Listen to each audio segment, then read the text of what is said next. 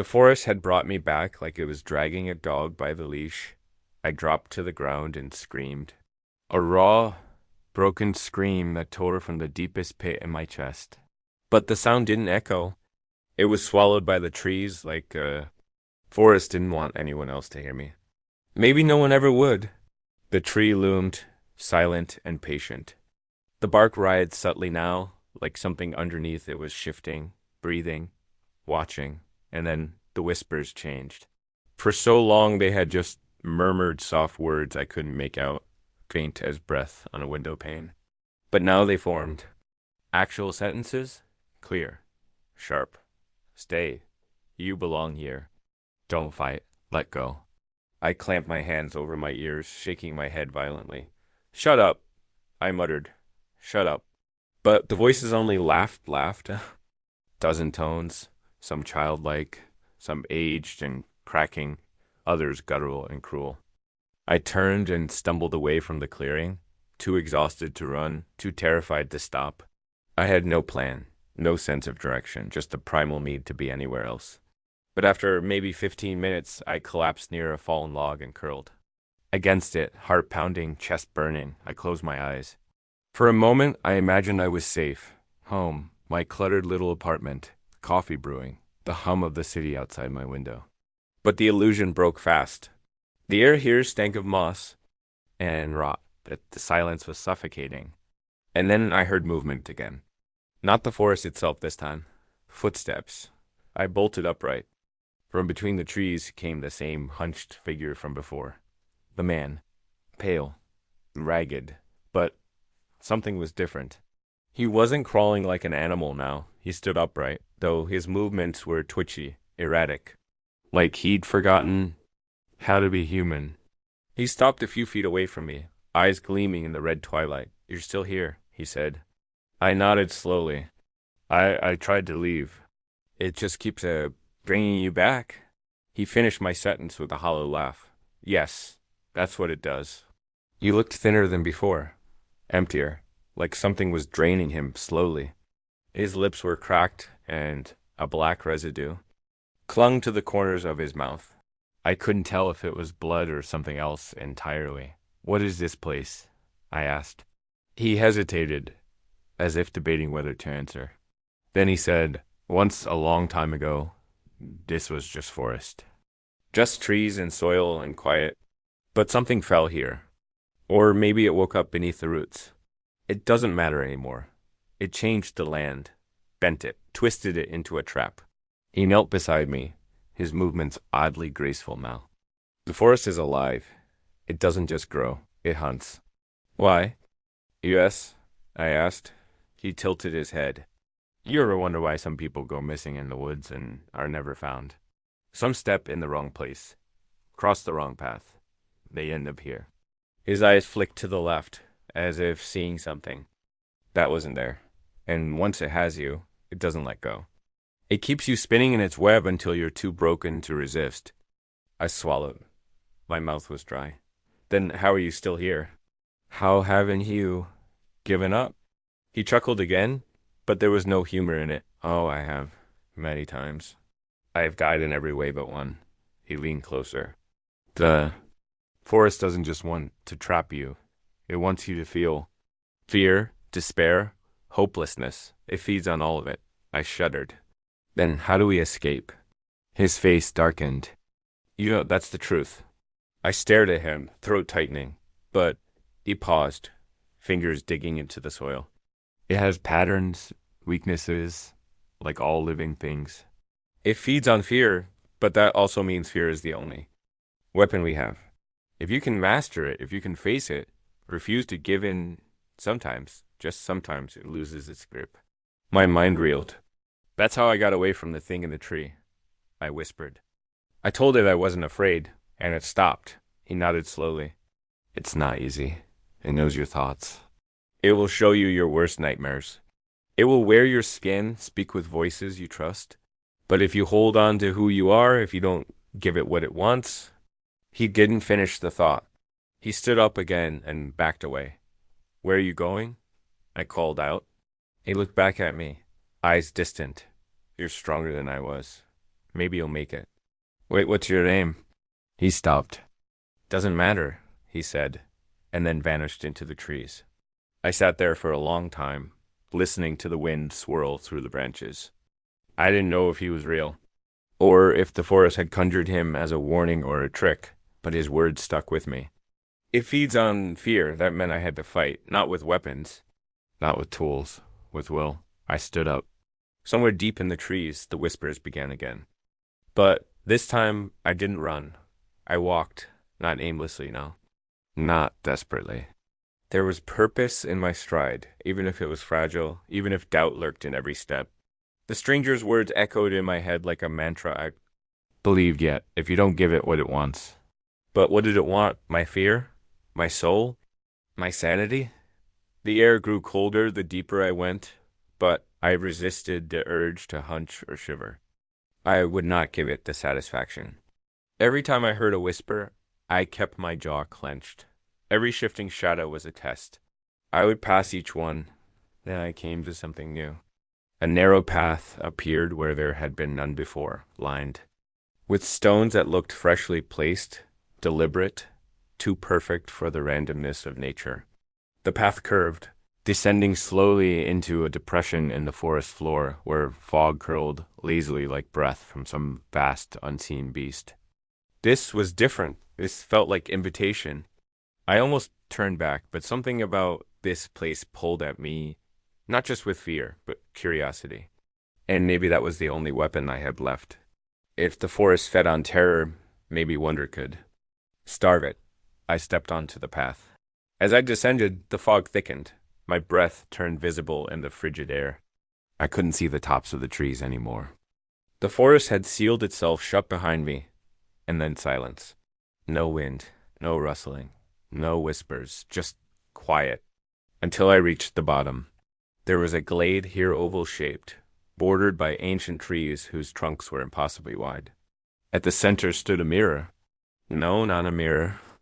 A surface of water, still as glass, perfectly circular, maybe 10 feet across, surrounded by stones marked with etchings I didn't understand, runes, symbols, or maybe words in a language older than language. I stepped closer. My reflection. In the water looked back at me, but then it blinked. I didn't. I stumbled back. My reflection tilted its head, slowly, like it was curious about me. Its mouth began to move, but no sound came. Its lips formed syllables I couldn't quite read, and then it smiled. Not kindly, not sadly. It smiled like it knew everything, all my fear, my failures, my secrets. And then it rose. My body didn't move, but the water rippled as the reflection stepped out, fluid sliding from its form as if it had been submerged in the surface of some other world. It was me, but not. Its skin was waxy. Its eyes glowed faintly red, and its hands were too long, its fingers curling like vines in slow, unnatural movements. I backed away. "You're not real," I said. It didn't speak. It simply followed. I turned and ran. Branches tore at my arms, and the forest changed again. Trees stretched unnaturally tall, trunks twisting as if made of wet clay. The terrain sloped sharply, then leveled, then dropped again without warning. Gravity bent sideways. The light pulsed, turning from red to violet to deep blue in slow waves. And it was behind me the whole time, but warped. I heard it breathing. Not like lungs, like the forest itself. I tripped. My knees slammed into the roots. Mud and leaves filled my mouth as I gasped. When I rolled over, it stood above me. Its mouth opened, but instead of words, I heard the whispers, clear and deafening. "You are fear. You are failure. You are already gone." It crouched. I couldn't move. Then I remembered. I dug my fingers into the ground, clenching soil. And stone. I stared up at it and said, through gritted teeth, "You're not me." It tilted its head. "You're what it wants me to believe. But I know who I am." I forced myself to sit up. "I'm scared, but I'm not lost. Not anymore." And I reached out and touched it. Its skin burned like ice, but I didn't let go. It hissed, the whispers shrieking in pain, In rage, in panic, the thing flickered. My hand passed through it like smoke. It tried to reform, but something had broken. Its image twisted, glitching like a corrupted memory, before it collapsed into mist and vanished into the forest. And then silence again. Real silence. For a full minute I sat there, staring at the spot where it had stood. The forest remained still, watching, but not pressing. I stood, knees shaking, breath ragged. I had faced whatever that was, some reflection of my own despair, and I was still standing. That had to mean something. Above the trees, the light began to change. The red hue faded slightly. Not fully, never fully, but there was a hint of warmth now. Gold, pale blue. The faintest suggestion of a real sky. I walked back toward the path, and I noticed something strange. The stones at the edge of the glade, the ones with the markings, were crumbling, as if they'd been abandoned for centuries. The water in the center was gone, replaced by a shallow pit filled with dead leaves. Whatever test that place had. Then it was over. I had passed, and the forest knew it. The forest had changed, not in a grand, triumphant way, but subtly, like something loosened its grip. The tension that had pressed on my chest for what felt like days had slackened, just enough to let me take a full breath. I had walked this trail so many times I could almost navigate it blindfolded. The forest had always felt like a second home, familiar, quiet, grounding, but something about it was different that day. The trees seemed off. Their trunks loomed. Darker, more imposing. The branches above swayed in still air, casting shadows that stretched in strange directions, as though deliberately avoiding the path ahead. I told myself it was just my maybe I was overtired. Maybe I'd taken a different route without realizing. Still, unease crept in like a slow fog, threading through the underbrush and nestling into my spine. That's when I saw it. A circular clearing, hidden deep within the woods, one I was sure hadn't been there before. I paused at the edge, staring. The grass in that space was brittle and pale, the color leached from it like it had been drained. And in the center stood a solitary tree, twisted and leafless, its limbs clawing at the blood-tinged sky. It reminded me of fingers curled in agony, reaching for something they could never grasp. I stepped into the clearing, and immediately the temperature dropped. Not a breeze, an actual shift in the air, as though I'd walked into a refrigerator. My breath fogged. I rubbed my arms, trying to dismiss the chill and the feeling that I was being watched. A sound tickled my ears then, whispering, so faint I couldn't tell if it came from the wind or something else. I turned sharply. Nothing. Just the silent trees and that gnarled sentinel in the center of it all. Just the wind, I murmured, to myself, trying to shake off the unease. But as I moved on away from the clearing, a subtle pressure followed like something unseen had turned its eyes to me. I should have turned back. I should have trusted my instincts. But I pressed deeper, into the woods, convinced I could find a way out. I kept to a straight line, eyes fixed forward, determined not to get turned around. But no matter how far I walked, nothing felt right. The trees seemed closer now, pressing inward, tightening the path. Their bark glistened unnaturally, as if they were sweating. After what felt like an hour, I stopped. My legs ached. My throat was dry. The sun hung low, casting a reddish-orange glow that didn't feel like any time of day I knew. It turned everything strange, shadows too long, colors too deep. I reached for my phone, needing to orient myself. The screen stayed black. What the hell? I muttered. I had charged it that morning, hadn't I? I held the power button longer. Nothing. Dead. Like it had never been alive in the first place. Now the silence felt heavier. No birdsong, no rustling leaves. Just the sound of my own breath and the soft crunch of my footsteps as I started walking again. This time downhill. Maybe I'd find a stream. Maybe the slope would lead me somewhere familiar. But it didn't. After 20 minutes, I pushed through a thicket and emerged back in the same clearing. The same tree, the same dead grass. It was waiting for me. I stopped cold. My skin prickled. The air was even colder than before. A sick twist of déjà vu curled in my gut. I turned around in a slow circle, trying to understand how I could have.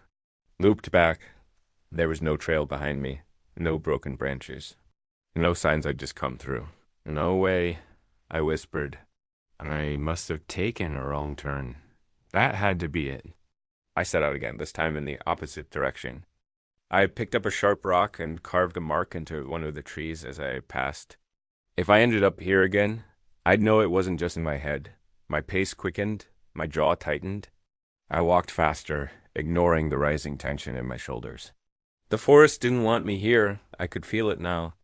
The trees seemed to close behind me, nudging me forward like a herd steering its prey. Then I broke through the trees. Back in the clearing. The same twisted tree. Only this time, it felt smug. No. I turned and ran. Left. Then right. Then through a stand of thin birches. I scratched new marks into trunks with every few steps. My breath burned in my lungs. My legs shook. The forest blurred around me in streaks of green and black. And yet, there it was. That damn clearing. That damn tree. Like it was tethered to me. I screamed. A raw, helpless noise that echoed uselessly into the stillness. I threw the rock, then punched a tree with enough force to bruise my knuckles. Pain shot up my arm, but I welcomed it. It meant I was still real, my compass. I fumbled through my pack and pulled it out, hoping for some sense of direction. The needle spun, slowly, lazily, never settling. That's when the whisper came again. Louder, more distinct, a breath just behind my ear. I spun around, heart racing, nothing, but the forest was no longer silent. It was listening. The whisper faded, but its presence clung to me, like a shadow stitched to my back. I pressed on, gripping my compass even though the needle had surrendered to madness. The forest wasn't just disorienting, it was alive, sentient, playing with me. I didn't know how or why, but I felt it watching, enjoying every desperate step I took. I chose a new direction, at random now, because logic was beginning to unravel. As I moved, I carved deep notches into every tree I passed, deep enough to bleed sap. Proof. Breadcrumbs. My voice echoed in my head. If I end up back there, it's real. All of it. I walked until my legs trembled. My shirt clung to my body, soaked in cold sweat. The sky above had not changed. Still, locked in that same bloody twilight, as if time had given up. There were no stars, no moon. Just that unrelenting red glare through the canopy. Then, impossibly, inevitably, the clearing again. I stumbled into it like a drunk man. My knees buckled, and I sank to the ground. I wanted to scream, but no sound came. The tree stood silent, patient, waiting. I looked at the trees I had marked, searching desperately for one of my carvings. Nothing. The bark was smooth and untouched, as if the forest had healed itself, or as if my marks had never been there at all. I sat in the dirt, head in my hands, the cold bit deeper. I could see my breath now. The air had turned sharp and metallic. My stomach twisted with hunger, and my throat burned from thirst. I hadn't eaten, hadn't drank, hadn't even rested since I'd gotten lost. How long had I been walking? Time didn't mean anything anymore. Then I heard it. A low sound, like someone gasping for breath. A wet, ragged inhale. I jumped too, my feet heart racing. My eyes scanned the trees until they landed on movement. Something crouched low at the base of a thick trunk, half hidden in shadow. Relief sparked briefly. Another person. I called out, voice hoarse, Hey, are you all right? I'm lost, but the words died in my throat as I approached. The man, or what had once been a man, was hunched over, gnawing on something, slick and dark. His skin was a patchwork of grime and filth, stretched taut over protruding bones. Hair hung in greasy clumps around the hollow, sunken face. He paused, turning his head toward me slowly. His eyes were wild, red-rimmed, too wide. And in them, I saw not just fear, but something worse. Acceptance.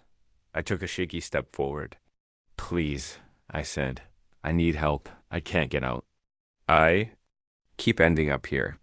He stared, unblinking, like he didn't understand. Then, with terrifying clarity, he spoke. You're not lost, he rasped, voice like gravel. You've been chosen. My stomach turned. It won't let you go, he said, shaking his head violently. You think you're walking in circles? You're not. The forest moves around you.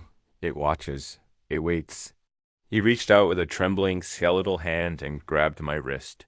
His grip was impossibly strong. Fear, he whispered. It feeds on fear. And you're ripe with it? I yanked my arm away, stumbling back, my foot catching on a root. I fell hard, pain blooming in my back. He scrambled backward on all fours like a panicked animal, vanishing. Into the trees with unnatural speed. Gone. I was alone again.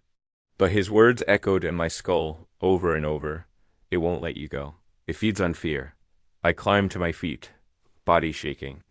If this was some sick trick of the mind dehydration. Exhaustion. A breakdown. It was unlike anything I'd ever known. And if it wasn't, then I was dealing with something far worse. A trap. A predator. Something ancient. I couldn't stay in the clearing. I couldn't let it break me. I moved again, slower this time, trying to focus, think, survive. Every step felt heavier. The forest was changing, subtly. The trunks were darker now, the bark rougher, flaking like burnt wood. Branches arched inward, clawing at the air, and the whispering was constant. No longer occasional or soft, it was a continuous hum, always just out of understanding, like dozens of voices murmuring secrets I wasn't supposed to hear. At one point, I found myself walking beside a tree I knew I hadn't marked, but there it was, a deep gouge from my knife. I had passed here before, and yet I had walked in a different direction. The forest was shifting beneath my feet. I clenched my jaw and kept going. The whispering grew louder, and then the air changed, heavier, stiller, charged, like the moment. Before a thunderclap, asterisk, I stopped walking. The trees around me had frozen, not swaying, not moving, not a single rustle. And from somewhere deep behind me came the sound of something moving, something large, something dragging. I didn't look back. I ran, blind, desperate. Branches tore at my clothes, my skin. Roots snagged at my feet, but I didn't stop. I ran until my legs nearly gave out. And then I broke through the tree line into the clearing. Again. The twisted tree stood in the center, waiting. I stared at the clearing in disbelief, lungs heaving, knees buckling. I'd run till my legs gave out, until my throat was raw and my heart slammed against my ribs, and still, here I was. I walked with a new purpose, not fueled by hope, exactly, but by something close to it resolve. Whatever had manifested in that glade, whatever false version of me had stepped from that water, it was gone, dispelled for now. But the forest wasn't finished. As I climbed back up from the hollow, I noticed the ground beneath my feet was softer, like something had been disturbed recently. The trees around me bore new marks, fresh gashes in their bark that hadn't been there before. They looked, too, even to be animal-made, symbols again. A language I still didn't understand. Were they warnings? Directions? Or signs left by someone like me? The memory of the pale man, the one I'd seen gnawing at bones near the clearing, drifted into my mind. His wild eyes, his whispered words, "You've been chosen. It doesn't let you go." What if he had made it this far, too? What if he had stood where I stood now, thinking he'd won? No, I couldn't think like that. I wasn't him. I kept moving, navigating by instinct. There was still no sun, only that shifting light above the canopy, now tinged with a strange blue-gray hue. It wasn't normal daylight, but it wasn't the blood-red twilight from before either. Something was shifting. Hours passed, or maybe minutes. Time had long since given up meaning here. Then, up ahead, I saw a structure. At first, I thought it was a trick of the trees, but as I approached, the angles became too perfect, too sharp. It was a cabin small, weather-beaten, with moss climbing its wooden walls like veins. The windows were dark, the door slightly ajar. I hesitated.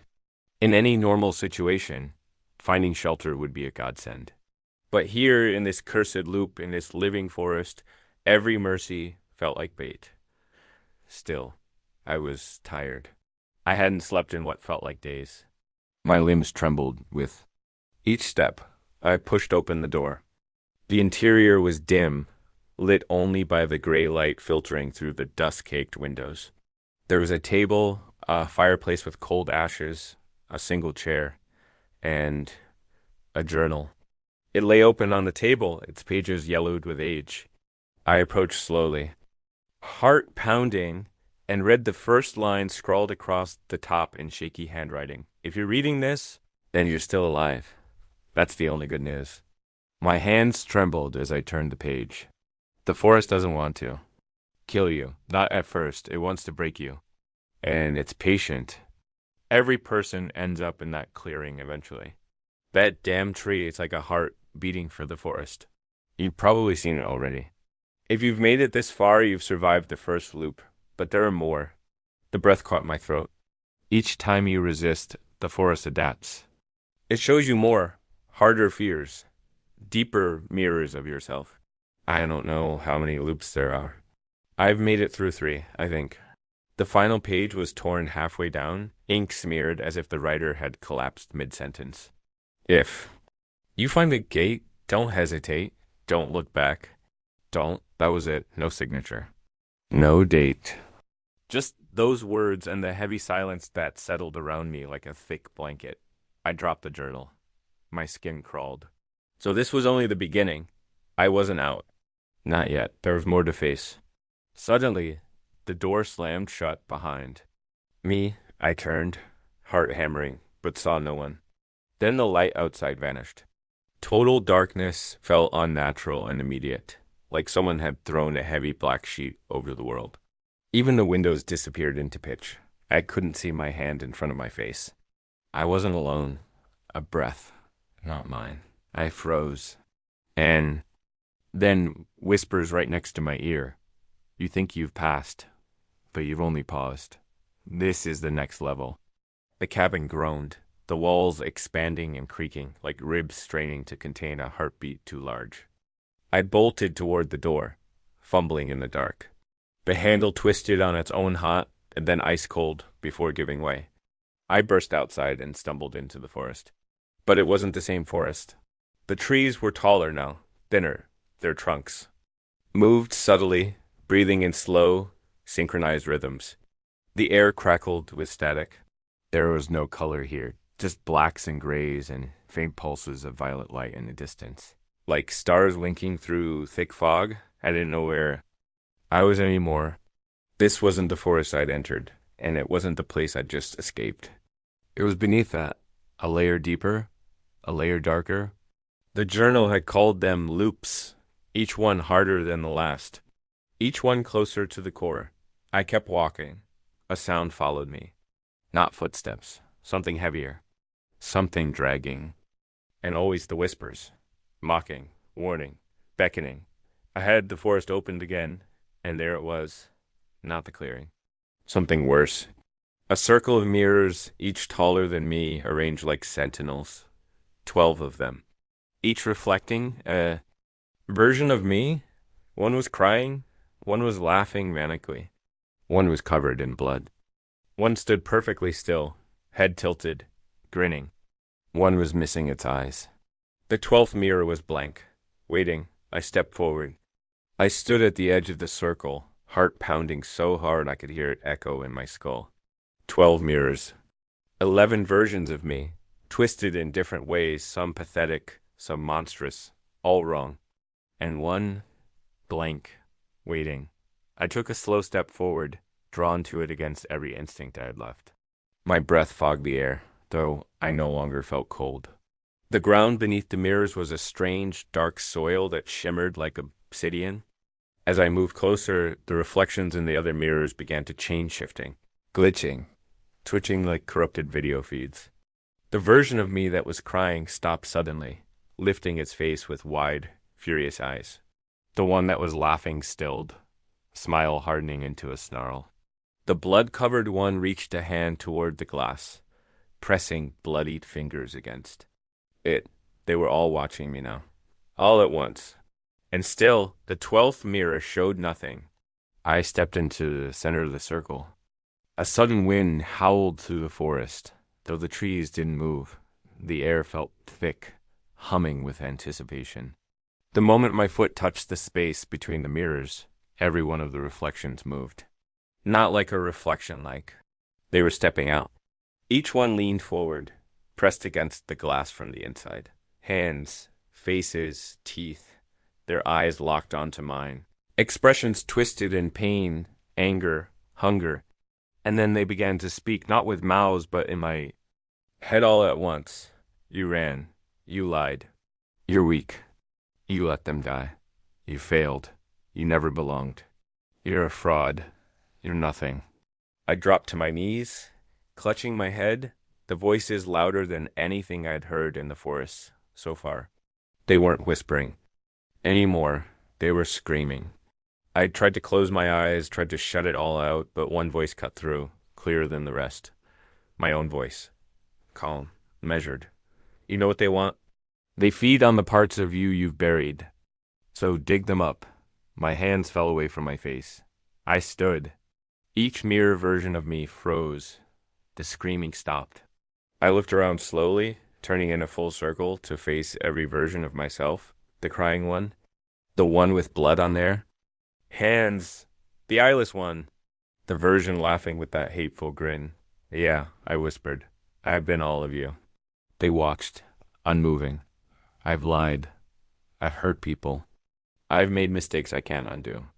I've hated myself. I've wanted to disappear. The mirror with the crying version flickered, faltered. But that's not all I am. I turned to the blank mirror. It shimmered. And then it began to fill not with another twisted version of myself, but with me exactly as I was in that moment. Broken, exhausted, but real. No mask, no distortion, just the truth. I stepped toward it. The forest seemed to shudder, a groan passing through the earth like a tremor. The air cracked with unseen energy. The other mirrors started to crack hairline fractures spreading across the glass like spiderwebs. The moment I placed my palm against the 12th mirror, every other one shattered at once. Silence followed. A wind swept through the circle, carrying the shards into the air like ash. The mirrors disintegrated, pieces curling and dissolving. Meter, leaving nothing behind. And then I saw it. A door. Simple. Wooden. Set into the trunk of a massive, pale tree that hadn't been there a moment before. It didn't shimmer. It didn't flicker. It just waited. I stepped through the circle of broken glass and approached. My hand hesitated over the doorknob, heart pounding with the possibility. Was this the way out? Would this be another trick? But something felt different now. The forest wasn't pressing in anymore. The whispers were gone. The air had calmed. I turned the knob and pulled. The door opened, and I stepped through. I woke up on the forest floor, but not in that place. This was the real forest, the one I knew. The sky above was clear, pale blue, the sun warm against my face. Birds chirped somewhere nearby. I sat up slowly. No twisted trees. No impossible twilight. Just a familiar grove at the edge of one of the old hiking trails. My backpack lay a few feet away. My compass, now pointing true, rested beside it. My phone was dead, but the date was still visible on the lock screen. 3 days had passed. I should have been dehydrated, injured, starving. But I felt whole. Tired, yes, but alive. I didn't question it, not then. I just stood and walked, this time not aimlessly, but toward something. Toward home. It wasn't until I was safely back in my apartment, after showering, after crying, in my kitchen while clutching a bottle of water like it was sacred, that I noticed something. The marks. On my arm. 12 thin scars. Like scratches. Faint, but they're 12, like the mirrors. And when I picked up my phone, newly charged, I saw a photo in my gallery I hadn't taken. A picture of me standing in the center of the mirror circle, hand outstretched, a door open behind me, and then a voice. So soft I thought it might have been the wind. Loop broken. I stared at the screen for a long time. Then I deleted the photo. That I know what I saw. I know what I lived through. The forest let me go. Not because I beat it, but because I finally faced everything it showed me. And now I know it's still out there, waiting for the next one. Maybe it will be you.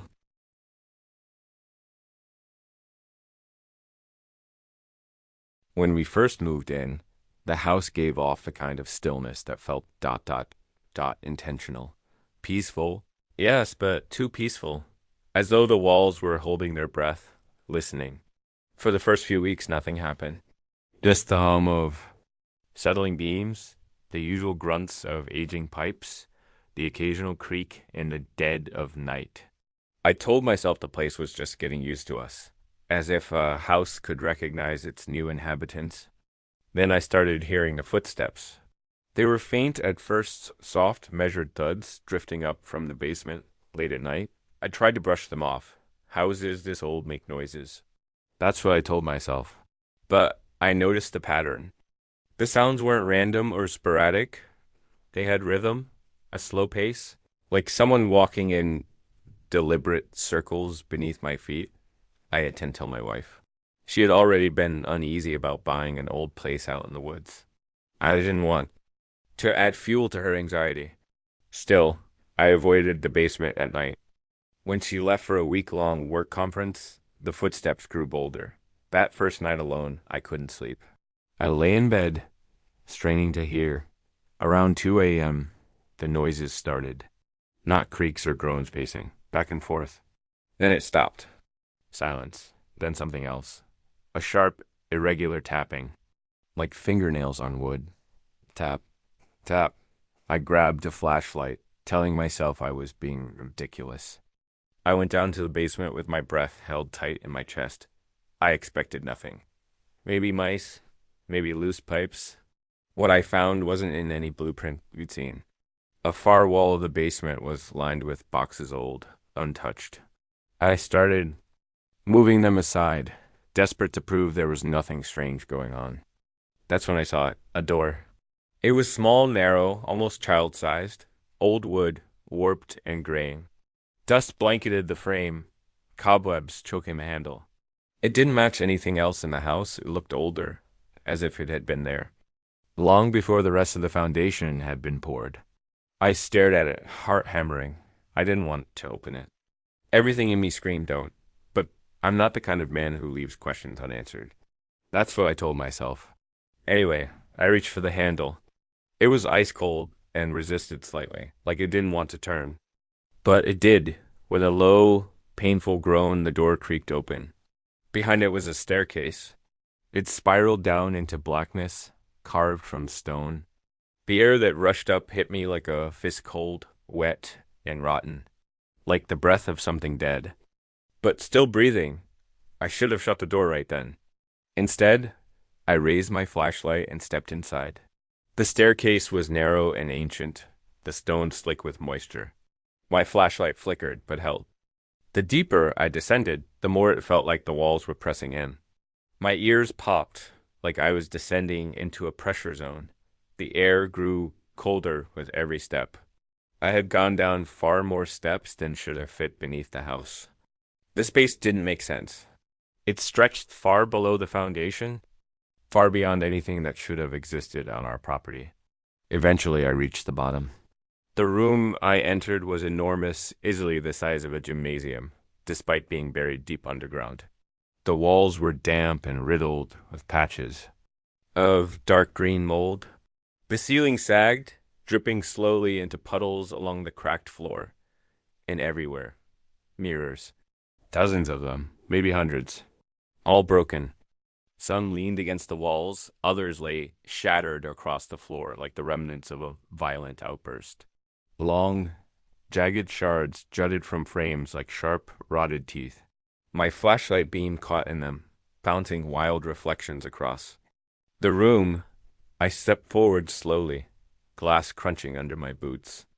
I shined the light on one of the larger mirror shards hanging crooked from the far wall. My reflection stared back at me. But it didn't move right. It was delayed, a full second behind.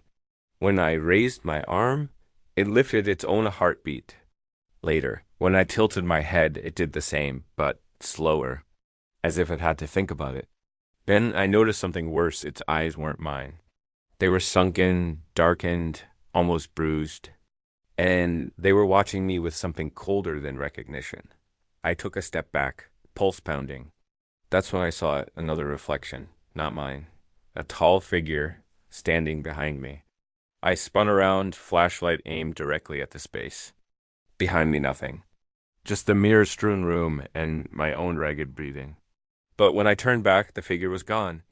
And my reflection? Still a beat too slow. Still watching me like it was learning. The air in that underground room was wrong. Heavy, wet, almost electric. It clung to my skin like a film, made every breath feel like I was inhaling through a sponge. I backed away from the mirror, pulse thudding behind my eyes. I kept telling myself it was just a trick of the light, an illusion, maybe caused by the flashlight's flicker or my own nerves. But deep down, I didn't believe that. You can feel when something's wrong, when something isn't just unnatural, it's unwelcome. I should have left. But I didn't. Instead, I pushed further into the room. Every step crunched broken glass. Beneath my boots. The shards screamed with high-pitched cracks under my weight, echoing off the walls with an eerie, too-close echo. Like the room was mimicking the sounds, repeating them a second too late. There were more mirrors, all in varying states of ruin. Some were intact but fractured, their surfaces warping my reflection into grotesque parodies, my mouth too wide. My hands bent at wrong angles, my face, grinning when I wasn't. One small mirror leaned against the far corner, untouched. Its silver surface was smooth, perfect, too perfect. When I stepped in front of it, I nearly screamed. The version of me looking back didn't move at all. Not delayed, not mimicking, just ... staring, as if it was stuck. I raised my hand slowly. Nothing. My reflection just stood there, unblinking, smiling. That smile was stretched too wide, full of something that had nothing to do with joy. It was hungry. I stumbled back, catching my foot on a chunk of frame and falling hard onto the floor. My flashlight skidded out of reach, landing beam down and throwing long shadows across the walls. The reflections began to move. All of them. From every shard and sliver, twisted versions of me leaned forward, watching, pressing closer to the glass. Dozens of me, but not me, tilted their heads in unison, their eyes completely black. I scrambled to my feet, grabbing the flashlight. Its beam jumped wildly across the mirrors, bouncing off surfaces that seemed to multiply with every flicker. That's when I heard it, a voice, thin and frayed, like it was being whispered through broken teeth. "Let us out." I froze. The whisper didn't come from behind me. It came from within the mirrors. I spun in a slow circle, light trembling in my grip. The voices grew louder, layered and distorted, like static over a dying radio. Dozens of voices now, all echoing the same phrase over and over. "Let us out, let us out, let us in." One of the shards near my feet began to vibrate. Not visibly, but audibly. A soft, pulsing hum, like it was resonating with the words. I stepped away from it, but another mirror began to tremble. Then another. A low groan echoed through the chamber, not from the walls, but from the mirrors themselves. The glass started to flex, ripple, like it wasn't solid anymore. Something was pushing from the other side. I turned and ran. The stairwell was just a head farther than I remembered, but there, I sprinted toward it, but just before I reached the base, the door at the top slammed shut with a metallic bang. I froze. The groaning behind me grew louder. I turned just in time to see a hand emerge from the smooth mirror in the far corner. It was mine, but pale, bloodless. The skin sagged off the bone like melting wax. The hand gripped the edge of the mirror and pulled. A second hand appeared. Then a shoulder. Then its face. My face. Only it wasn't. The thing's eyes were hollow. Pits of glossy black. Its mouth hung slightly open, and dark liquid dripped from its lips. It was climbing out, its body slithering free of the mirror like it had been submerged in syrup. I screamed and threw the flashlight at it. The light smashed against the wall and went out, plunging the entire basement into total darkness. And still, I heard the whispers, closer now, all around me. I fumbled in the dark, hands scraping across the stone floor, searching for anything. An exit, a weapon, anything. That's when my fingers brushed against something soft. Fabric. A book. I grabbed it, not thinking, not stopping to examine it. I just ran toward the stairwell, toward that sealed door. I slammed my fist against. The wood shouting, screaming. The wood felt thicker than it had before. Like it had grown, swelled, become part of the house. Behind me I heard glass shattering. Then something moved in the dark. A slow shuffle. A wet dragging sound. I clutched the book to my chest and turned around. Eyes. Dozens of them, glowing faintly from within the mirrors. All watching. All smiling. I didn't know why I held on to that journal so tightly. Maybe it was instinct. Maybe it was hope. All I knew was that it felt like the only thing in this nightmare that didn't want to kill me. I slid down to the cold floor at the base of the sealed stairwell, trying to steady my breathing. My back pressed against the door like it might protect me, as if the splintered wood could somehow hold back whatever was slithering through the mirrors behind me. My hands trembled as I opened the book. The cover was cracked leather, rotting at the corners, pages stuck together, warped by age and damp. Most were filled with erratic, sprawling handwriting dark. Jagged ink scratched across the paper like it had been written in a frenzy. The first legible line I found chilled me to the core. If you're reading this, then the house has already chosen you. Chosen. The word struck deep. Like the house wasn't just haunted or cursed, it was sentient, selective, predatory. I kept reading. The entries were fragmented, paranoid ramblings at first. The writer, a man named Albert Kessler, who claimed to have lived here decades ago, had discovered the mirrors the same way I did, through whispers, shadows, things that didn't match in the reflection. He'd found the hidden stairwell too, described the same descent, the same breathless, cold, and oppressive silence, the same broken mirrors. But his experience went further. The mirrors are doors, he wrote. They reflect not what is, but what might be versions of us shaped by our worst thoughts, our suppressed desires, our rage, our sorrow.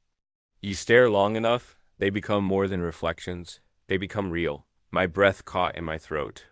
I remembered the way my reflection had stared at me. The grin, the delay, the malice. I wasn't imagining any of it.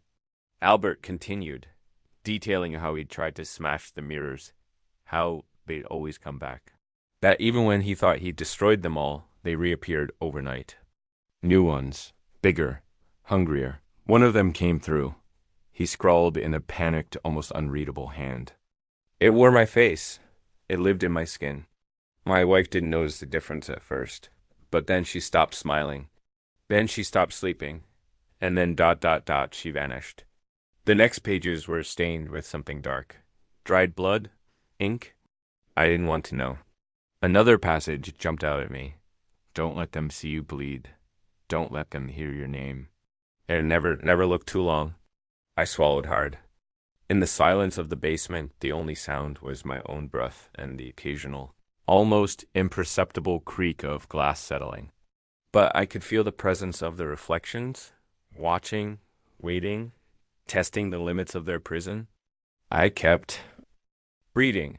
Toward the end, Albert's writing became more desperate, less coherent. He talked about how the mirrors began all over the house. In the hallway, the kitchen, even in the backs of photographs. He started avoiding eye contact. With anything reflective, he smashed them all again, but they always came back. The final entry was scrawled across 2 pages, barely legible. They don't want to kill you. That would be too easy. They want to become you. They want to crawl out of the glass.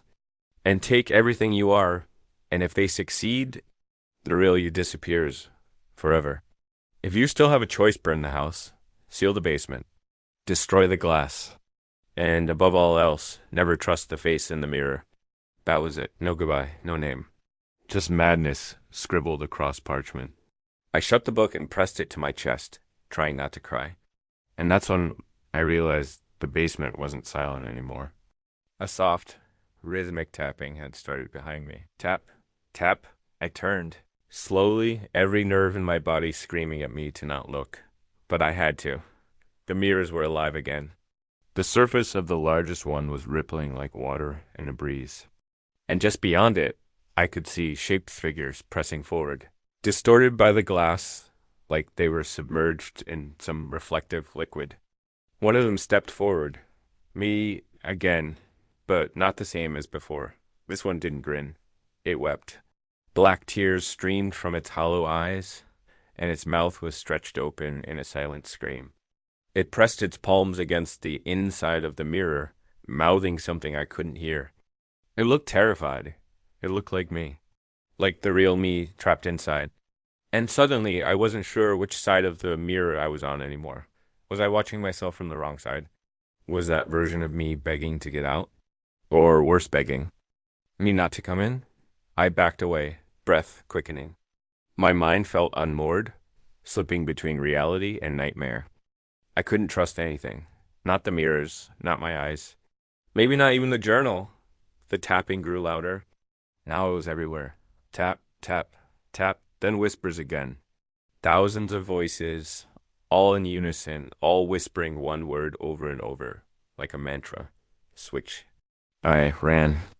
The moment I heard that word, switch, echoing through the mirrors, something inside me snapped. It wasn't panic anymore. It was pure survival.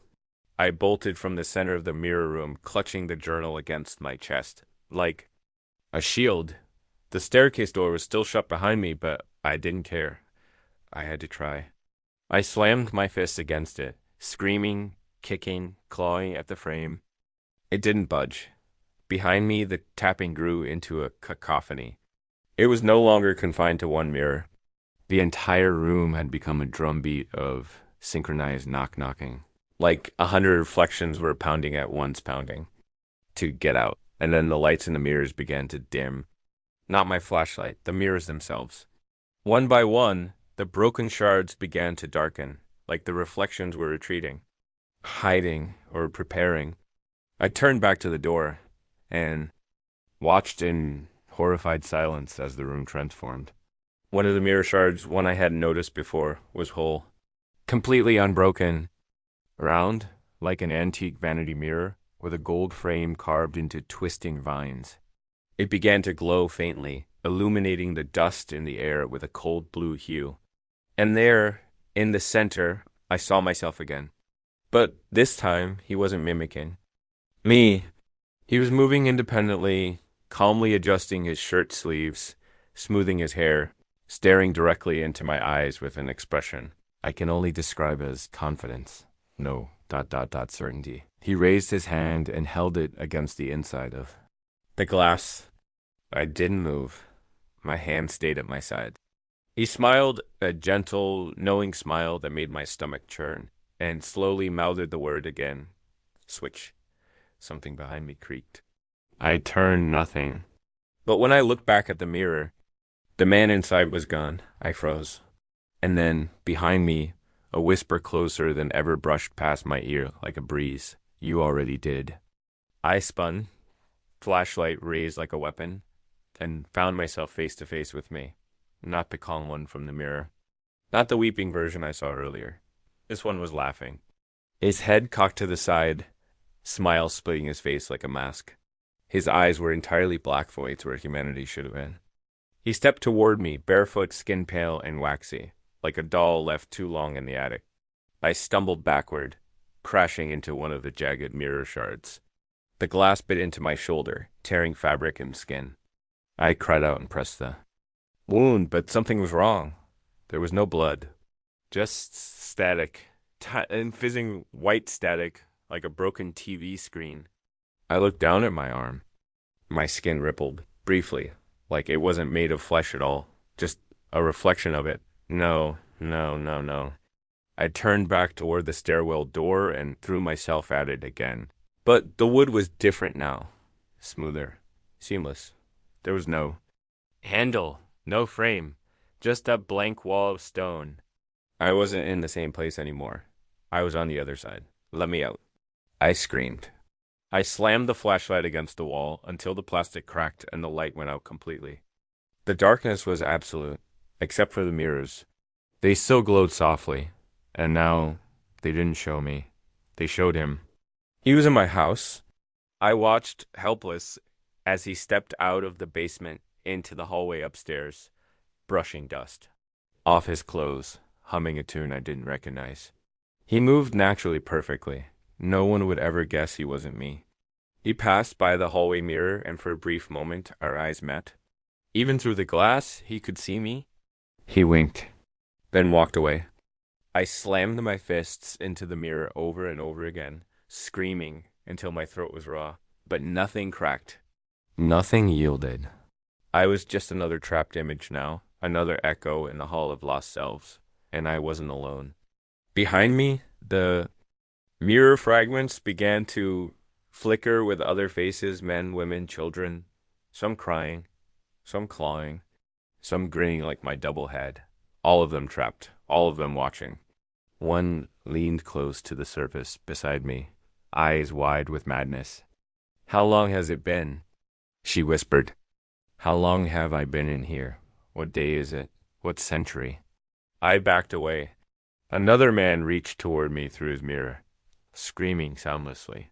He tried to punch the glass, but his fist passed right through. These weren't reflections anymore. They were prisoners, and now, so as I turned back to the whole mirror, the round, gold-framed one I'd seen the calm version of myself in, and for a second I saw my family. My wife, she was in the living room, unpacking from her trip, calling my name. And the thing wearing my skin walked up behind her with a smile. She didn't know. She didn't see. I screamed her name, pounding on the glass, but she couldn't. "Hear me?" She leaned into him when he embraced her. She laughed at something he whispered in her ear. She was smiling. And I was screaming, "No, get away from her." I bellowed, but it was no use. He was already in. I was already out. And the mirrors were already looking for their next face to wear. The days blurred together in here. I don't know how long I've been trapped inside the mirror room. It doesn't matter. Time doesn't move the same way in this place. There's no sun, no clocks, just the endless echo of the whispers, the flickering light of the fractured glass, and the parade of faces in the mirrors. They come and go. Some cry, some rage, some like me just stare. I think that's what happens after a while. You stop trying. You stop believing anyone can hear you. You stop believing you were ever really a person to begin with. On a reflection now, that's all. A copy of something real. And out there? Out there, he's living my life. I've seen him.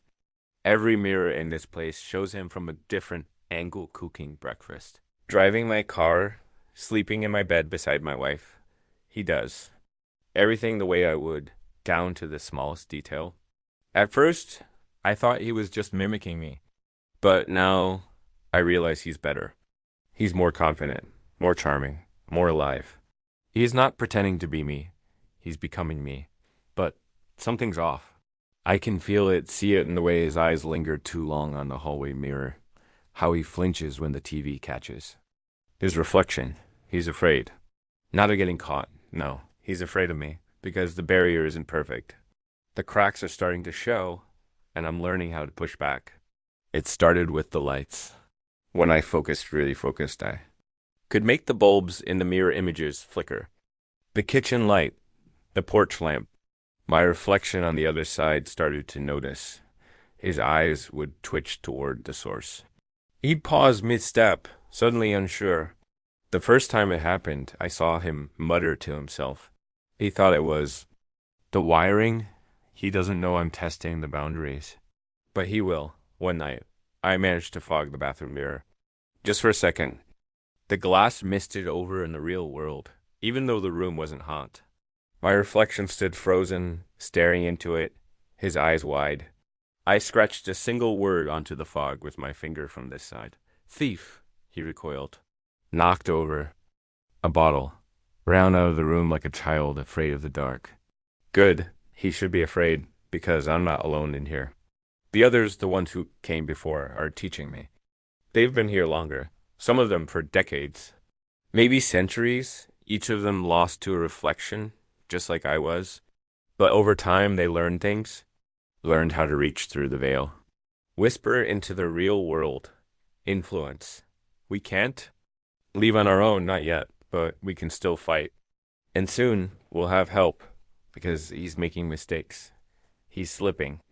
My wife found the basement door yesterday. She shouldn't have. I nailed it shut. I sealed it tight, but he opened it again, out of arrogance, or boredom. Or maybe because the house is whispering to him now, too. I watched her from a shard near the ceiling watched as she stood outside the basement door, frowning. She reached out, touched the knob. It was warm. She pulled her hand away. I screamed her name. She flinched, looked behind her. Just for a second, she heard me. The mirrors here vibrated with energy. The others whispered excitedly. That's the rule. They told me, if someone sees you, truly sees you, you can reach out, but I need more than a whisper. I need a crack. That night, she stood in front of the hallway mirror, brushed her teeth, fixed her hair, and moved in the glass. She gasped, dropped her brush. I saw it in her face recognition. She knew something was wrong. She stared at the mirror for a long time, then reached out and pressed her palm to the glass. And I pressed mine to meet hers. The glass shimmered, just slightly. Her breath caught in her throat. Jake? She whispered. But then he appeared in the doorway. Not me. Him. The doppelganger. He spoke gently, put a hand on her shoulder, smiling in that soft, knowing way I used to. She turned from the mirror. The connection broke, and I screamed. The others held me back. They said not yet, that I was close. That when she came back, really. Came back, I'd have one chance to show her. One chance to take back what was mine. So, now I wait. The mirror room is quieter now. Focused. All of us watching. All of us waiting. The ones who still remember their names whisper them to one another, repeating the syllables like a mantra. They haven't forgotten who they are. And I won't either. I am Jake Holloway. I lived in that house. I built the bookshelf in the living room. I planted the lilac bush by the mailbox.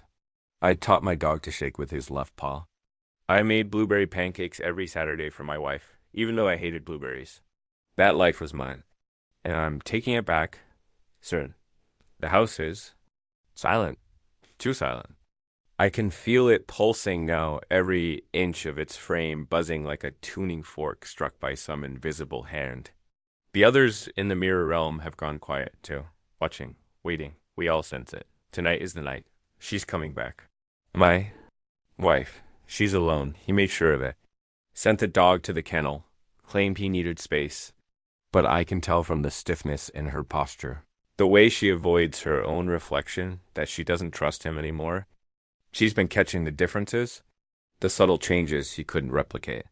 The way he holds his fork in his right hand when I always use my left. How he mispronounces croissant even though she teased me about it for years. How? He doesn't flinch when the hallway mirror creaks open on its own. The cracks are growing.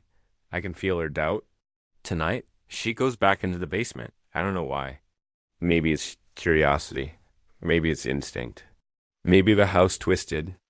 And hungry as it is showing her the truth in glimpses and dreams. Or maybe I showed her. Either way, she's descending the stairs now. Each footstep echoes in the mirror world like a heartbeat. She's holding a flashlight. Her breathing is fast but steady. She remembers this place, the broken mirrors, the cold air, the whispers. But now she's not hearing just them. She's hearing me. Stop, I whisper, pressing both hands against the glass from inside the largest shard. She freezes, shines the light toward me. Her face pales. Our eyes lock. And for the first time since I was trapped, she sees me. Jake? Yes, it's really me. Not the imposter sleeping upstairs. Not the thing that climbed out of my shadow. You're not him, she says. Her voice trembles. I nod. She steps closer, tears welling in her eyes. She reaches out, brushing the surface of the mirror. How do I get you out? I don't know how to answer. I wish I could tell her. I wish the words could pass through. But the others swarm behind me now, all whispering, guiding her, channeling everything they've learned into this moment. The mirrors hum with energy. Break it, I mouth. Break the glass. She hesitates. The flashlight trembles in her grip. What if it lets something else out? Smart. So smart. That's what I always loved about her, but I shake my head. It's me, I mouth. Only me. She swallows hard, looks around. Then, with everything she has, she throws the flashlight straight into the heart of the mirror. Glass explodes. Light erupts. And the world turns inside out. I fall through the glass like I'm being yanked by a rip current. Screaming, burning, alive. I hit the cold concrete floor of the basement, coughing, gasping for air that doesn't taste like mildew and regret. I'm back. I'm really back. My wife kneels beside me, her hands on my shoulders, tears streaking her cheeks. She doesn't say anything, just pulls me into a fierce, shaking hug. We stay like that for a long time. When we finally climb the stairs, I feel the weight of the house pressing down on me. It knows. It's angry. The reflections in the hallway mirror ripple. Shards of broken glass twitch on the floor like they're trying to crawl back together, but I don't care. Because now he's the one trapped. I walk past the mirror. He's inside it now. Staring at me, his face contorted in rage and disbelief. My face twisted and fake. Stay there, I whisper. He slams his fists against the glass, but there's no sound. No power. He's just a shadow. Now, we board up the basement door. Then we board up every mirror, even the bathroom one, even the compact in my wife's purse. We toss the broken shards into a fire pit in the backyard and light them one by one, watching the flames dance. The smoke smells sweet and foul, like burning hair and old perfume. For the first time in weeks, the house is quiet, truly quiet. But I don't sleep. I can't, because in the back of my mind, a question haunts me. What if it wasn't just him? What if there are more? More reflections? More shadows? More versions of us trapped in glass? Screaming to be let out? What if the house is just one? Doorway? What if we opened it? Sometimes, in the silence, I hear soft tapping from inside the boarded mirrors. Like fingernails, scratching. Sometimes I hear my own voice, whispering from behind the wall, begging, let me out. I don't answer, not anymore. Because I don't know if the man in the mirror is really me, or just another lie waiting to be believed.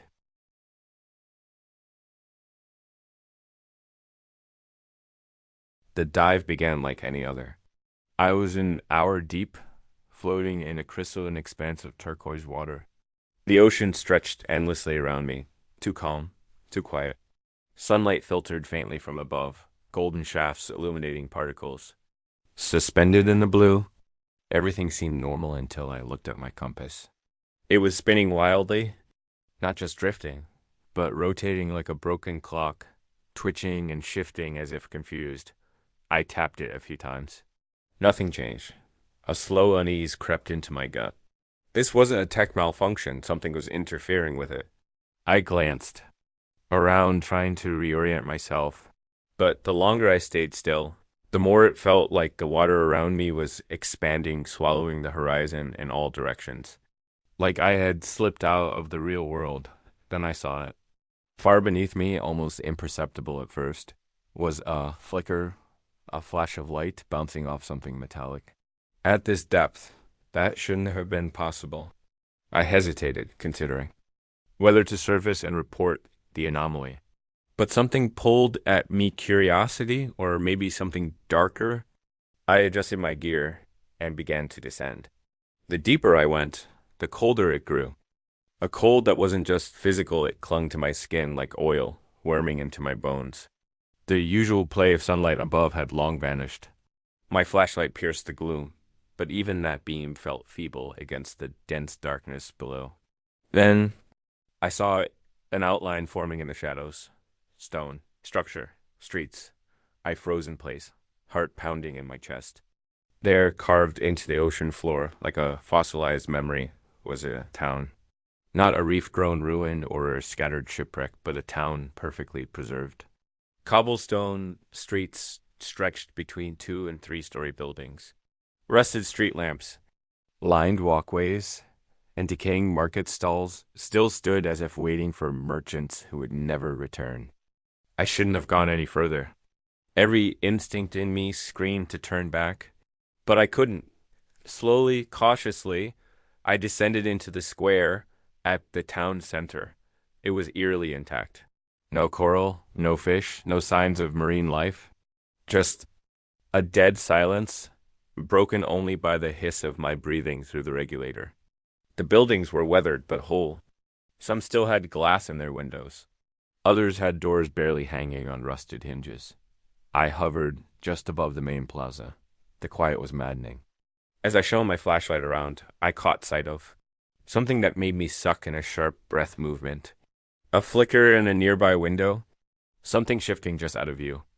I swam closer, heart hammering. The building was a townhouse with large, square windows. I reached one and peered inside. It was dark. My beam only lit up the immediate interior.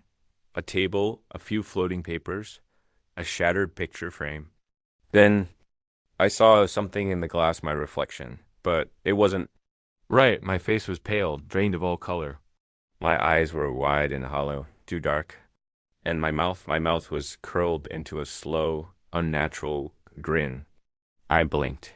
My reflection didn't. It just stared back at me, as if watching through a window into my soul. I pushed back, heart racing, bubbles rising rapidly around me. I glanced. Around, no movement, no figure in the water.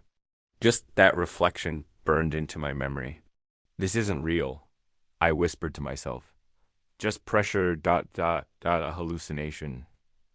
But I didn't believe it. Not really. I kept swimming. The deeper I ventured into the town, the more the silence pressed in on me. My light barely pushed back the darkness anymore, and every doorway seemed to stare back. I turned a corner and came upon what looked like an old storefront sign faded. Windows cracked. The door was open, swaying ever so slightly. Despite every ounce of reason telling me to leave, I entered. The interior was suspended in time. Shelves still lined the walls, dusty trinkets resting on them as if someone had just closed for the day. I floated toward the back where a collection of photographs drifted lazily in the current. I picked one up. A family portrait, parents, 2 children, but all their eyes were scratched out. Not degraded, scratched, like someone had deliberately defaced them. A sudden chill swept through the room. Then I felt it. A light touch brushing against my leg. I spun, flashlight darting wildly through the murk. But there was nothing, no one. Just the empty store in the dark. That was the moment panic truly took hold. My breath came faster. I had to leave, now. As I exited the store, the whispering began. Faint, at first barely noticeable under the sound of my own breath. But it was there. Whispers, dozens, hundreds, and they were getting louder. I swam through the ghost town, heart pounding, ears filled with the static hiss of my regulator, and the unmistakable rise of whispering voices, soft, unintelligible, but undeniably human.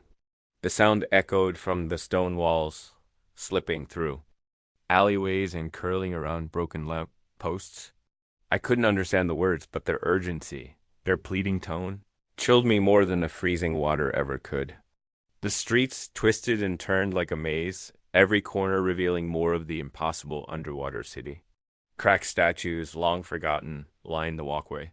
Their faces were eroded, features warped by time and water. Some looked mournful. Others looked like they were screaming. I turned into a narrow alley flanked by leaning buildings. The walls seemed to close in the deeper I went. My flashlight flickered, just for a second, but it was enough to plunge the space into nearly complete darkness.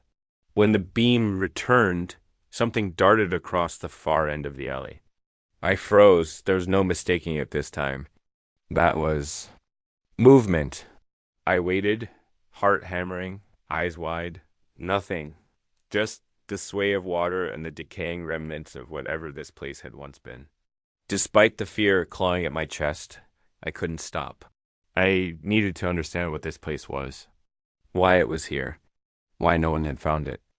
The whispers grew louder the deeper I went, vibrating inside my skull, weaving through my thoughts like tendrils. I emerged into another plaza, this one smaller and more deteriorated. At its center stood a fountain, crumbling but intact.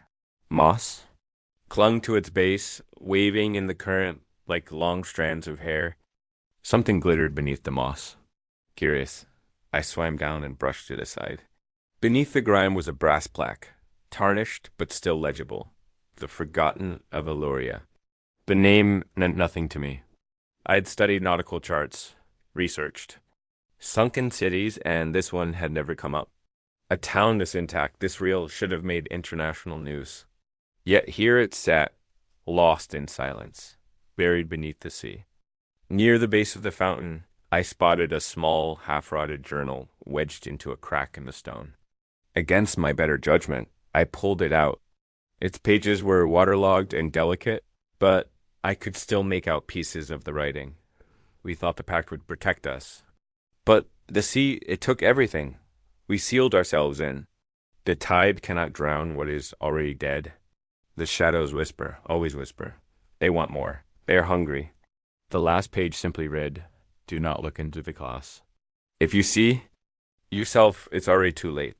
I stared at the words, suddenly aware of every reflection I'd encountered, every twisted, smirking version of myself. Panic surged.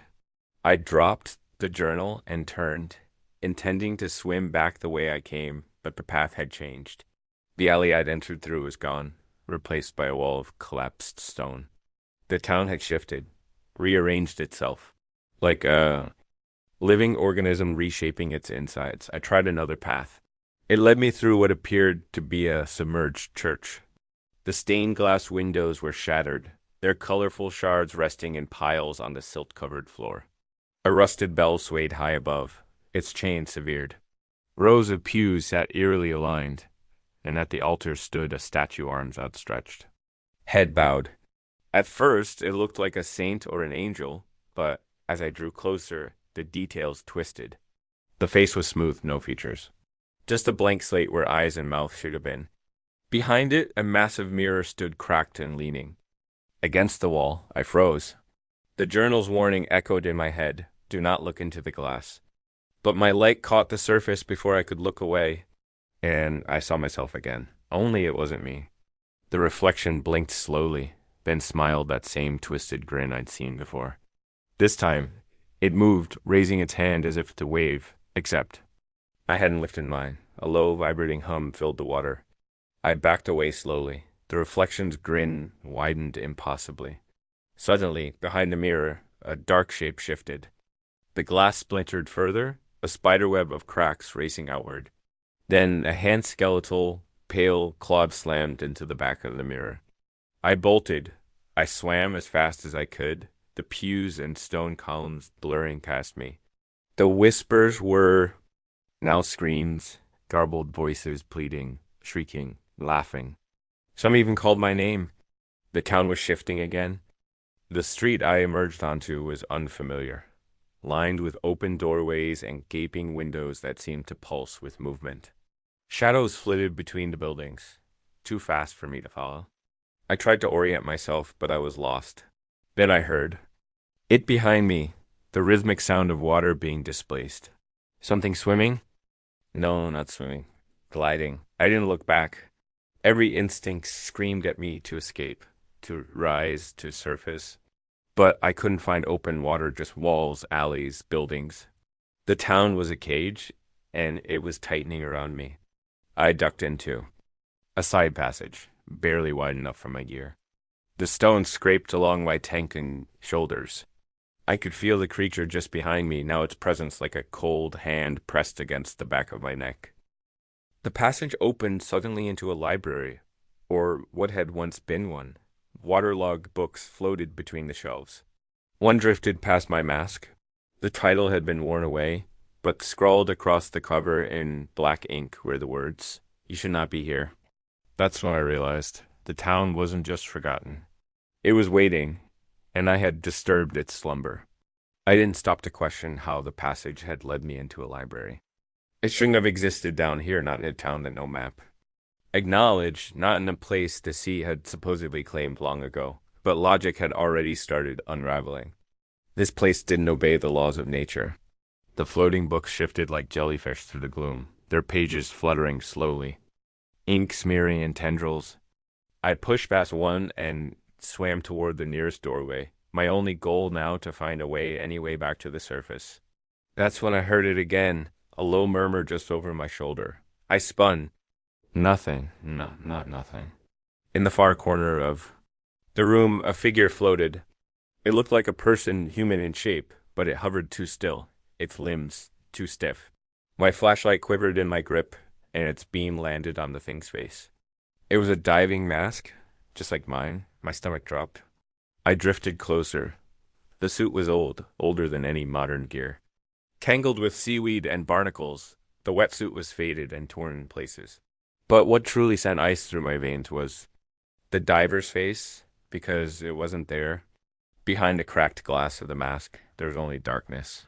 A void, no skin, no bone, no eyes, just black. As if the sea itself had hollowed the person out. I recoiled, heart hammering in my throat. My breath came too fast, and I had to force myself to slow down or risk hyperventilating. Whatever this place was, it had claimed others before me. And now it was trying to do the same to me. I swam out of the library, desperate for light, for anything familiar. The hallway I entered twisted in unnatural ways, sloping upward, then abruptly downward like a collapsed spine. The buildings around me leaned at impossible angles, and the street below cracked like drying skin. The entire town was changing, shifting while I was inside it. I passed a shattered window and caught a flicker of movement inside. I paused, shining my light through the broken frame. The room beyond was small and flooded with books, loose paper, drifting like snowflakes. A desk sat near the far wall, and behind it, another mirror. No more mirrors. I turned to leave, but too late. The beam from my flashlight glanced off the glass, and my eyes followed instinctively. This time, the reflection was of the room behind me, the corridor. The collapsed hallway, but I wasn't in it.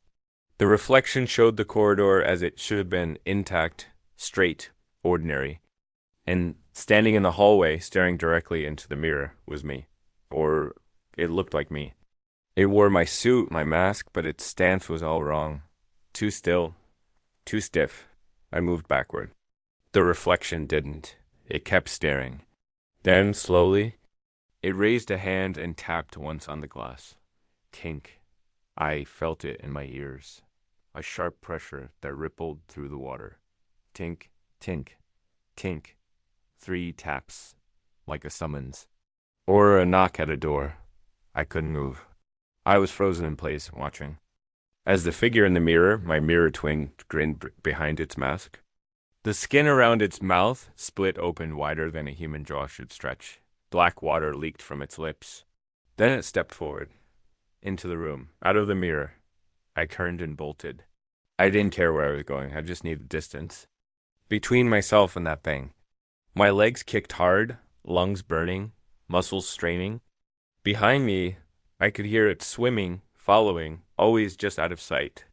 Not chasing to catch, but to torment. To herd. The architecture continued to shift as I moved, staircases forming and collapsing. Corridors stretching longer than they should. I wasn't swimming through a town anymore. I was navigating a labyrinth that wanted me to stay.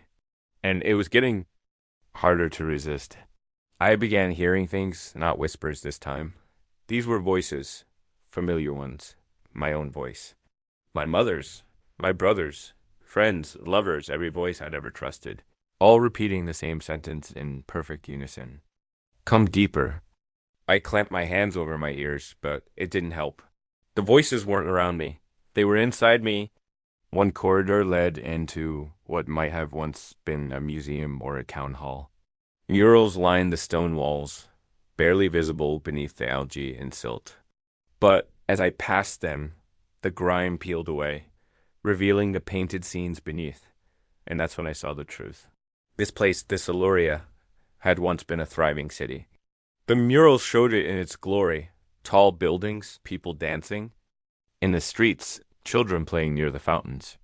But then the images darkened. A great shadow descended from the sky. The people gathered in fear. A group of robed figures stood before a black altar. Something came out of the sea, a shape with no form, a void that stretched across the waves. And then came the final mural. The people bowed, their eyes hollow, their reflections walking away. Without them, they had made a bargain, a pact. And now their city endured not as memory, but as a prison, a mirror trap suspended in time and sea. I backed away from the wall, turning straight into a mirror placed behind a rusted podium. This one didn't show me. It showed open water, the surface, my boat, the sun, salvation. My heart leapt, and without thinking, I reached out. My fingers touched cold glass. And then a hand reached back from the other side. It grabbed my wrist, with bone-breaking strength, yanking me forward with inhuman force. I slammed into the mirror, but it didn't break. It didn't give. Behind the glass, my reflection grinned, dragging me toward it. The town didn't want me to leave. They wanted me to take my place. I struggled against the grip of the reflection, its fingers ice cold, unyielding, like iron wrapped in flesh. It held me against the glass with terrifying calm, as though it had done this 1,000 times before. My regulator hissed furiously. My limbs thrashed. Nothing worked. From the other side of the mirror, my twin didn't mimic me. It didn't panic. It didn't fight. It just smiled serene, content, like it had finally found what it had been waiting for. Me. The mirror didn't break. It warped. The glass rippled like the surface of a pond, distorting both sides. Behind my reflection, the world twisted into impossible shapes, a version of Illyria where buildings floated. Sideways waterfalls spilled into nothingness, and the sky was black water. It wasn't just pulling me toward another place. It was pulling me into another reality. With everything I had, I braced my fins against the stone floor and twisted. The grip tightened, then slipped. I kicked off the mirror hard, flinging myself back into the water and away from the glass. The thing behind it slammed its palms against the barrier, cracking it, but it didn't follow. It just watched, its grin growing wider until its face split open at a silent, watery scream. I swam, hard, lungs heaving, but I had no idea where I was anymore. The streets twisted like intestines, looping back on themselves, impossible corridors folding in unnatural geometry. Whatever Illyria had once been, it was gone. Now it was a reflection of itself, one trapped in a nightmare, and I was still inside it. I passed more mirrors. They were everywhere, now propped against collapsed walls, set into doorways, shattered into thousands of glittering shards embedded in the stone like parasites. Each one showed a different version of the city, some older, some ruined, some alive with people who had no faces. And in all of them, I saw myself. Some versions of me were dead. Others wandered like ghosts. But one stood completely still, staring out from every mirror with black eyes and a smile stretched too wide. That one followed me. Every time I turned from one mirror to another, it was there. The same grin. The same dead stare. I couldn't keep going like this. I was running low on air. My limbs burned with exhaustion. I didn't even know which way was up anymore. Then, through a gap in the stone wall, I saw it. A hole. A tunnel dot, a shaft leading downward. Not what I wanted. But something told me it was where I had to go. The town was trying to keep me lost. to confuse and turn me around, but this hole didn't feel like part of the trap. It felt like a way out, or the truth. I swam into the shaft, the pressure increasing with every meter. My flashlight dimmed, fighting the darkness. The stone gave way to raw, black rock, like the bones of the earth had been exposed. Strange glyphs were etched into the walls, spiraling marks that made my head throb when I looked at them too long. And at the bottom of the shaft, I found it. The mirror heart. It wasn't glass. It wasn't a mirror, not truly. It was something alive. A massive orb, about the size of a truck, hovered at the chamber center. Its surface was impossibly smooth, reflective like still water, but it pulsed slowly, rhythmically, like it was breathing. The reflections inside it twisted, churned, fractured, and healed again. Thousands of images, memories, moments, other worlds, other versions of Eloria swam across its skin. I saw people I knew. People I lost. I saw my own childhood. I saw my death. And then I saw her, the woman from the mural. The one who had stood at the altar in the last image, the one who had made the pact. Her reflection appeared, arms outstretched, lips moving silently. And for the first time since entering this cursed place, I heard a voice not in my head. It was hers. The mirror is the prison? The key. The door. Break it, and you will fall forever. But leave it whole, and you stay? I floated there, suspended in indecision. Break the mirror heart? Leave it? What did that mean? Was there even a choice? The reflection of the woman extended. Her hand? I hesitated, then reached forward. My fingertips brushed the mirror heart, and it burned cold, colder than the sea around me. 1,000 voices screamed through my mind, drowning out thought, will, identity. Then came clarity. I saw the pact. The people of Eloria, in desperation, had turned to the thing beneath the sea, not a god, not a demon, a being of mirrors. Of reflection, it offered immortality, not of the body, but of the image, eternal preservation of self in a realm of endless mirrors. The townspeople agreed. They were absorbed one by one into the mirror heart, their souls fractured, trapped in endless versions of themselves. But it demanded more. It always demanded more. New faces, new minds. That was why it lured divers. Why I had been led here. Why it mimicked my voice. My face, my thoughts. It needed to mirror something to trap it, and it nearly had me. I backed away from the orb, heart hammering. I could feel the pressure in my tank, the final sliver of air ticking down. I had to get out. I turned and fled the chamber, swimming, back up the tunnel as fast as I could. But behind me, I heard it crack splintering through the walls, water groaning under impossible pressure. The mirror heart was waking. I burst back into the city just as the ground began to shake. Buildings crumbled, streets shattered. The mirrors embedded in the town shattered one by one, each release echoing like a shriek. The city was collapsing, and in the chaos I saw a new path, a way up, not a door, not a shaft, a mirror, one I hadn't seen before. It showed only one thing, open water, my boat, and my reflection walking away from it. The mirror shimmered in the rubble like a portal, silver and liquid, untouched by the chaos. While the city fractured around me, this one surface remained perfectly calm. I hesitated at its edge, staring at the image beyond. Above the water, daylight, my boat rocking gently in the waves. But in the reflection, someone stood at the edge of the deck me. Or someone wearing me. They stared out toward the horizon, still and silent, no movement. No acknowledgement of my presence, even though our eyes should have met. The others had chosen to stay. They had looked into the mirror and let it consume them. This was my chance to break the pattern, maybe, if I could beat it to the exit.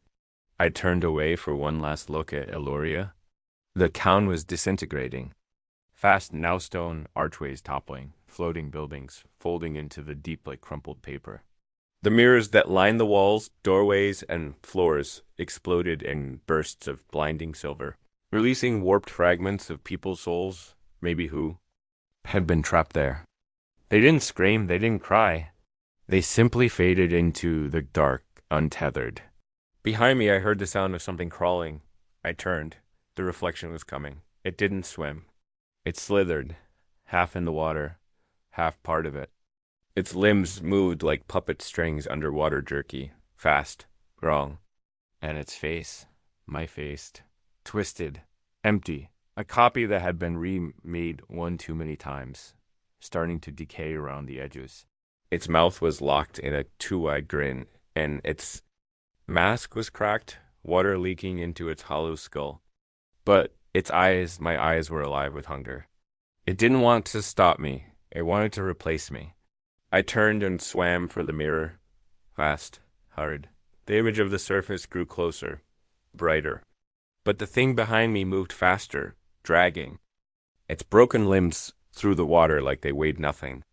Just before I reached the mirror, it spoke in my voice. You don't belong up there anymore. I didn't look back. I dove straight into the surface of the mirror and passed. Through, like water. I burst through the ocean's surface with a gasp, tearing off my mask and choking down lungfuls of sweet, salty air. The sky was a perfect pale blue. Seagulls wheeled above me. The boat bobbed 30 feet away. I was out. But the moment my fingers gripped the boat's ladder, a sharp jolt ran up my spine. I froze. The air around me was wrong, too still. The sea too flat. I climbed up, each movement stiff, every sound echoing louder than it should. I turned around slowly and saw myself, still standing at the edge of the deck. He didn't move. Neither did I. The world froze between us, two versions of one man, both real, neither whole. Then he smiled. Not the twisted grin of the thing in the mirror. This smile was ... calm. Familiar, almost sad. You made it, he said. I wasn't sure you would. What are you? I asked, my voice dry and hoarse. He tilted his head. The version that got out last time. I blinked. He stepped forward. You're not the first.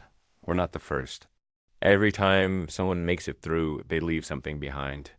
That version gets ... stuck, but it remembers, learns.